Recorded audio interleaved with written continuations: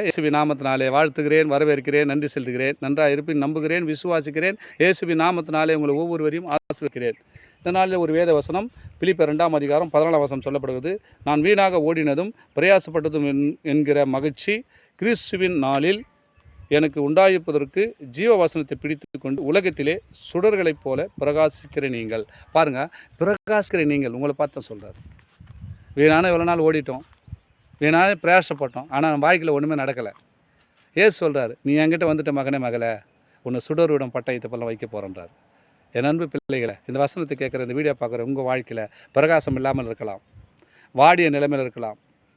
ஜீவ வசனம் உங்களுக்குள்ளே வந்து கொண்டு இருக்கிறது. இந்த வசனம் உங்கள்கிட்ட வந்த உடனே நீங்கள் சுடர்விடும் பட்டயத்தை போல, ஒளியை போல உலகத்தில் நீங்கள் இருக்க போகிறீங்க.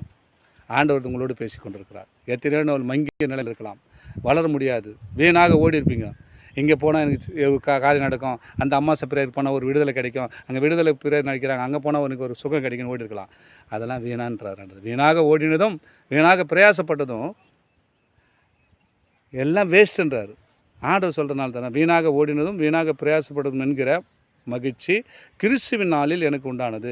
யார் கிறிஸ்துவை நாம் வந்துட்டாருன்னா நம்ம வாழ்க்கையில் இந்த வசனம் என்ற வார்த்தை நம்மளுக்குள்ளே வந்துட்டாவே அவர் என்ன பண்ணுவாராம், ஜீவ வசனத்தை பிடித்து கொண்டு உலகத்திலே சுடர்களைப் போல நீங்கள் பிரகாசிப்பீர்கள் என்றார். இப்போ நீங்கள் பிரகாசிக்க போகிறீங்க. உங்கள் காரியத்தில், உங்கள் குடும்பத்தில் அநேக பிரச்சனை இருக்கலாம், பிரயாசப்பட்டிருப்பீங்க, எப்படி சொன்னால் வீணாக ஓடி இருப்பீங்க. அது எல்லாம் இப்போ தேவையில்லை. ஏன்னா தேவனுடைய வார்த்தை உங்களோடு வந்து விட்டது. நீங்கள் என்ன பண்ண பிரகாசிக்க போகிறீங்க. உங்கள் வாழ்க்கை பிரகாசிக்க போகுது, வேலை ஸ்தலத்தில் பிரகாசம் வரப்போகுது, எல்லா காலத்திலும் நன்மை பெற போகிறீங்க. ஆண்டவர் அதை தான் உங்களோடு பேசி கொண்டிருக்கிறார். பயப்படாதீங்க, தொடர்ந்து வீடியோ பாருங்கள், ஆசீர்வாதத்தை பெற்று அன்போடு வாழுங்க. ஆமேன். God bless you.